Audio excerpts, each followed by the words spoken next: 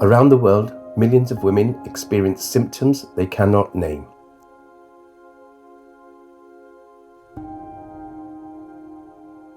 A private storm for some, a public struggle for others.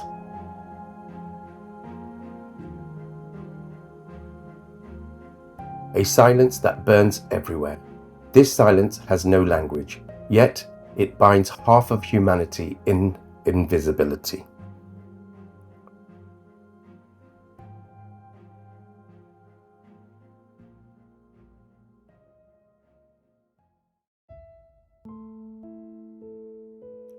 Menopause is not a disease. It is a natural transition, a milestone in a woman's life.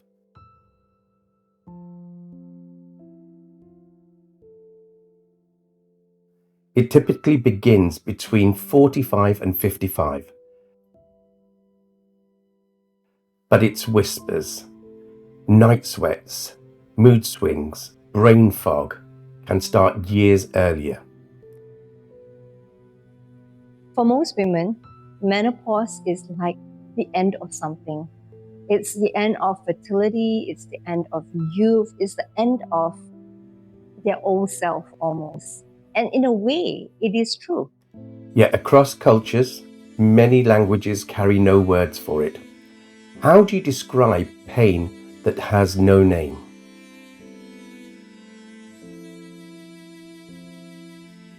Around 7 years back from now, somewhere in the mid of 2018, I could feel that I became different from what I felt I was before. Nothing could be clear on what I was, just only filled up with inexplicable mixed kinds of feelings and emotion. That is how I was. Sometimes so down, and at times trying hard to pull myself up.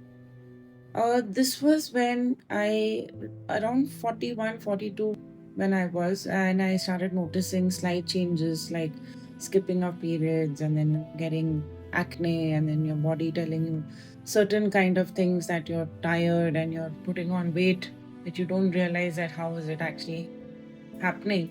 So that's how I got to know about it.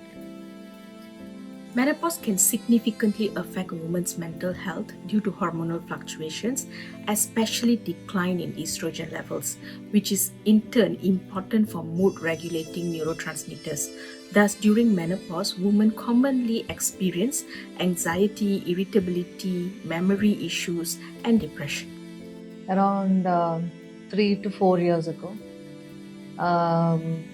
I started gaining weight and my monthly menstruation was actually decreasing. Flow was decreasing, and during that time they started with the hot flushes and night sweating and not much of mood swings, but now I realize maybe that is also a part of it. Right. Most commonly they tell about hot flashes, right? And they also have a lot of body aches, fatigue, mood swings, emotional ups and downs. It's very new for them and they're really not prepared for it. I think that is what is more hard for them. More than the symptoms, it's people around them who are not understanding why that sudden change happened in them. So it's kind of crippling them in that sense. I've had women who, because they have been so tired, because they can't sleep at night, who've forgotten to take their children to school. I've had women who have left children in the car. I have had women who have stood up at big business meetings, facing 2,000 people in the crowd and just could not even say a single word because of the fact that they were just panic-stricken at that time. Anxiety came on, brain fog came on. I've got women who take extra clothes to work because they're sweating through every top that they have. So there are lots and lots of stories. Isolation grows when society offers no answers. Women question their sanity, their strength, their worth.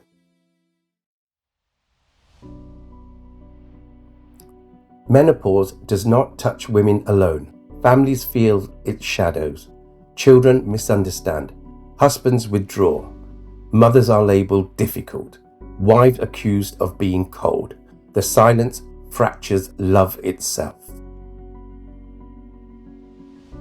Menopause can impact a woman's role and responsibilities in the society and in her family, as it affects the physical, mental, and emotional well being of a lady. She starts to feel that she is no longer productive. She feels isolated. She feels that she's not well respected now in the society. Oh, when I started off with my company, and we just being an army officer's wife, we shifted in. And at this point of time, when we shifted to Delhi, I started feeling that, I'm all alone in my journey of work and at home. Even though I have all the help, I have tremendous help from my husband, my kids, my father in law, mom. Everybody is there for me. But at times, I just felt that, maybe I'm not able to work up to the way things should be actually done. And I would just, get irritated and then take it out on my work, on home, and feel that I'm not achieving like 200%. So it did affect, then I had to, keep going back and start realizing to be a bit more positive, a bit more patient, a bit more kinder to myself, and not, allow, things to, hamper my process. I'm doing it right.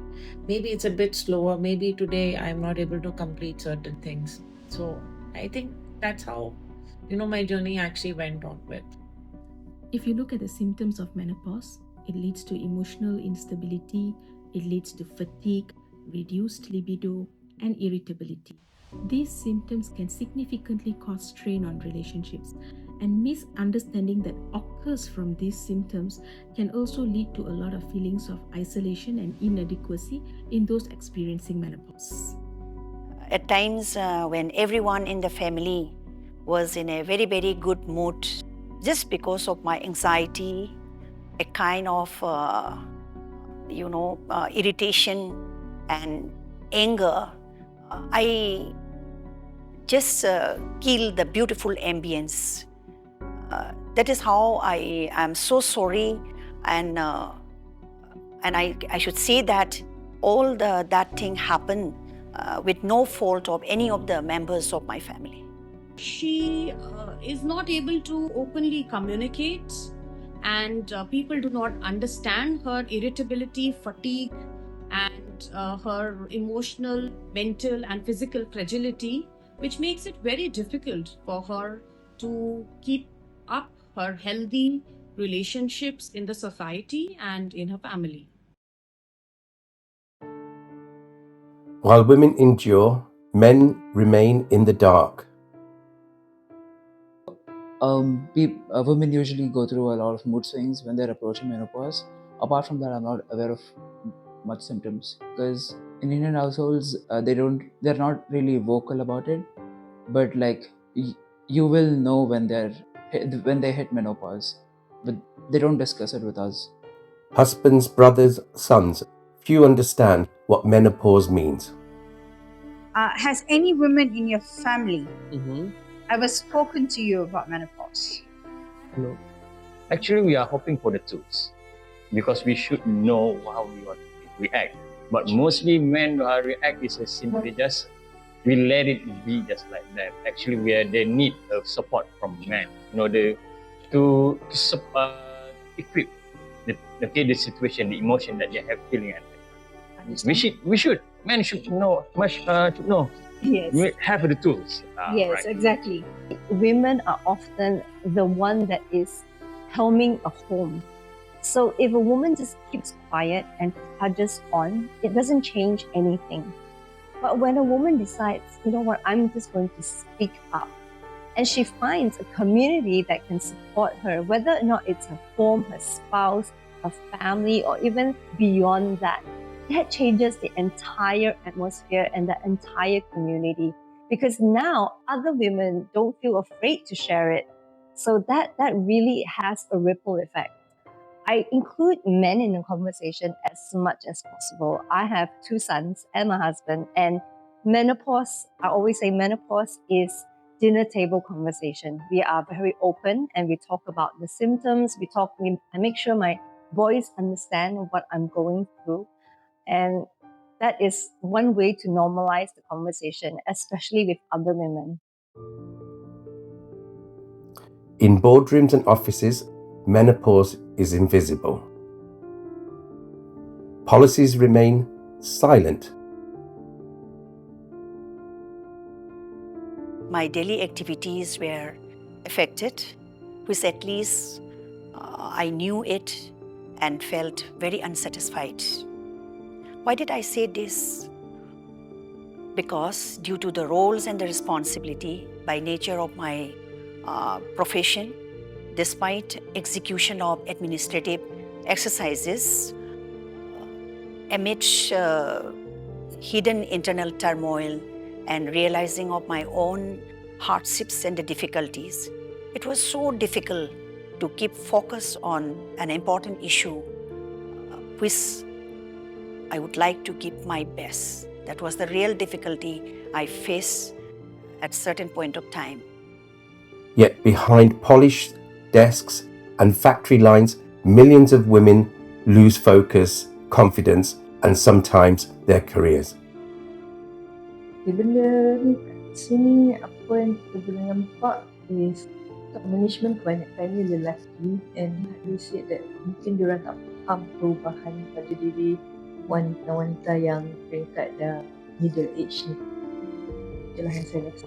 There are women who are now line leaders or team managers or CEOs or managers of their own field, and they are top women who are now surrounded by the younger women or men, and now who find that their boss may not be functioning very much more better. Functioning better, and at the same time, that woman boss is also feeling a little left out because of the fact that she may not be able to handle people around her. We should empathize. That working space would be so much better, so much more safer, and so much more happier to everyone working there. And for the men there, this is their wives, this is their sisters, this is their cousins, this is their mothers. So again, recognizing this becomes so much more important. Malaysia has taken an important step with its clinical practice guidelines, CPG for menopause management, but there is still a formal HR law or nationwide workplace policy addressing menopause. Support remains inconsistent and mostly depend on individual employers, with only a few progressive organizations offering flexible hours or wellness measures. Under the Equality Act 2010, employers are required to make reasonable adjustments for employees experiencing menopause symptoms that significantly impact daily activities. There is no federal law explicitly addressing menopause in the workplace. However, some states and cities have implemented policies to support employees experiencing menopause.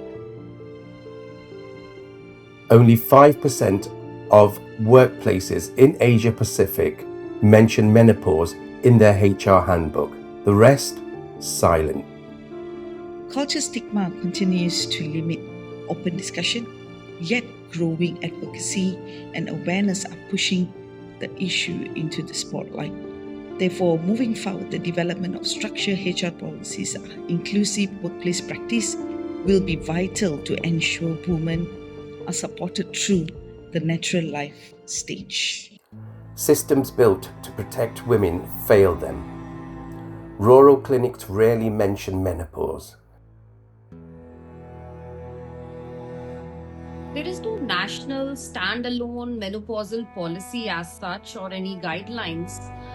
Although there is a lot of work which is being done in the maternal and child health, but none of it is converging towards symptom management and women in this phase of life. So this is a very important age bracket which national guidelines and our policies need to converge at, so that this phase of transition can be smoothly dealt with, and the wisdom and maturity which women at this age attain can be utilized in national build-up and is also a way of women empowerment. Textbooks remain outdated. Doctors are not emphasized on the menopause chapter. Women walk in with questions but leave unheard. So, for the undergraduates, so they're talked about the reproductive life cycle. So that's the sad part of it. So it is talked as part of that reproductive life cycle, but no emphasis on the fact that when menopause happens, and it happens around the age of 50, and the fact that that woman is now going to be estrogen deficient for the next 3 to 4 decades, and what it can actually do. So that, unfortunately, is not there. When we talk about postgraduate education, we are talking about it lots more. Again, not enough, because so many exciting other topics to talk about. Obstetrics is a huge part of postgraduate education. Infertility is the booming business that a lot of specialists want to go into. Oncology, cancer treatment. Menopause, not so exciting as all the others. So, again, it's a work in progress. We hope to see more doctors, more specialists actually, being more willing to learn more about it, to help treat that woman as a whole, rather than just look at, she's going through menopause and what can happen to her. Budget provision talaga for kasi nga ang problema nga hindi siya pwede sa ngayon sa estado ng Pilipinas hindi pwede maging priority ang menopause. Hindi masyado napaka-rare, as in talagang siguro sa loob ng 7 years na midwife ako dito, napaka-rare na maka-encounter ako ng may lalapit sa akin magtatanong about sa menopause. And yun nga, wala naman nga ako nare-receive na training, or kung mapapansin nyo din naman, wala naman talaga, di ba? Walang kahit man lang patalastas. It seems like there is hesitancy for the women to openly discuss menopause in their clinical settings, as they normally opt for online, discreet information rather than openly discussing it in a clinical setting. The government conversation is a bit slower, but the healthcare is starting to pick up on the conversation. And I work with some doctors who are trained in either menopause care or in hormone therapy. Menopause is not just, here's your hormone therapy and this is going to fix you. No, it's actually a whole lifestyle change. So it's a whole ecosystem. It's about other healthcare providers like your fitness instructors, your fitness coaches, your movement specialists, maybe even your nutritionist or your dietitian. All these things need to come into play to have that lifespan and health span. We are providing various strategies to address the lack of knowledge or education regarding the topic. We are educating managers and their employees, as well as providing a positive framework and flexible work schedule. We also want to look at the fact that every woman should be given an opportunity to come and see a doctor at least once a year and have that little chit-chat with the doctor about how she's feeling. Right. So yoga has a lot of depth into it. It might seem like people think yoga as it's just some kind of difficult postures that we need to get into, but it is just not that. It is a huge science. And when we inculcate this, like simple practices for menopausal women, we have simple yoga namaskar or certain pranayam meditation. When you inculcate these along with giving them any, they might need some kind of cognitive behavioral therapy, or they might need some medicines from our side. You need calcium supplements in menopause, right? So those things, along with that, if we bring a little bit of lifestyle changes by inculcating yoga, it really has helped them. Across the world, women are rising. Advocacy is building. Silence is breaking. Asha workers can play a crucial role in raising awareness, in mitigating various myths around menopause. They can normalize conversations around menopause. They can involve the men in the families, the communities, in raising awareness, in better understanding, in making people better understand what menopause is all about, how the symptoms can be managed. They can also help in accessing the various healthcare infrastructure for women in the rural areas and in the urban areas. And the education needs to start from the community levels, where this topic and this concern needs to be communicated and spoken without any hitch, without any inhibition and any embarrassment. But what I've seen is momentum. The conversations are starting to happen, whether or not it's in the workplace or at home or even just amongst like women get together. Gen Xers are generally more vocal, and menopause is now really like most Gen Xers are in the height of menopause. And what I have seen is because they are more vocal, they are sharing with each other. Or a national campaign would do magic, because then it's out there. Everyone knows about it. And I think that would be great to normalize that conversation. So having a national program improves lives of women, improves productivity, cuts down economic loss, and everyone gets happy at the end of it. To rewrite the pause, we must first listen. Then we speak. Then we change. Together we rise. I should say, as a woman, let us know menopause and accept it as an inevitable phase of life, thereby cultivating the constructive art of managing the very issue. Ladies, it's not easy. And that's one thing I'm going to tell you. It's not an easy journey. You will be challenged mentally, physically. It's the only way that if you feel that you've had a rough day, have it. Relax, take a deep breather, do something that makes you feel very happy, whether it's a glass of wine, talking to a friend, eating a whole bar of chocolate, or watching a movie and doing absolutely nothing. Please do it. So just take it easy. It's a beautiful journey. Don't let it climb on to be a nasty one.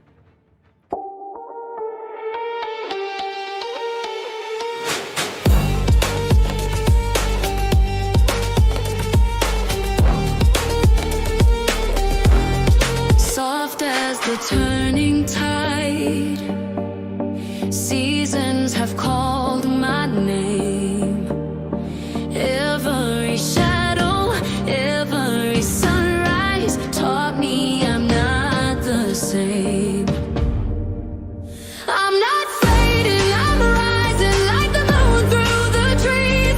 Every line on my skin is a story that changes the heart of me. I'm not ending, I'm breaking free. The change is life, the change is me.